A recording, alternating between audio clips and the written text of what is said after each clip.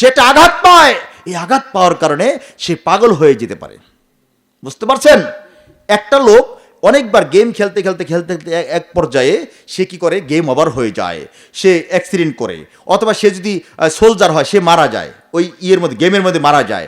মারা গেলে নিজেকে সে আবিষ্কার করে ওখানে একজন নায়ক হিসাবে, ঠিক কিনা বলেন, একটা সোলজার হিসেবে আবিষ্কার করে। তখন এই গেমের মাধ্যমে সে যখন নাকি এই অবস্থায় সে মারা যায় বা অ্যাক্সিডেন্ট করে, তাহলে সে তখন একটা আঘাত পায় ব্রেনের মধ্যে, যে আমি পারলাম না, আমি ব্যর্থ। বাস্তবে সে একটু ব্যর্থ।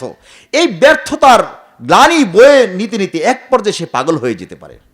এটা বিজ্ঞান বলে, ডাক্তার বলে। বুঝতে পারছেন? আমাদের হুজুরদের কথা তো বিশ্বাস করবেন, ডাক্তারের কথা ঠিকই বিশ্বাস করবেন।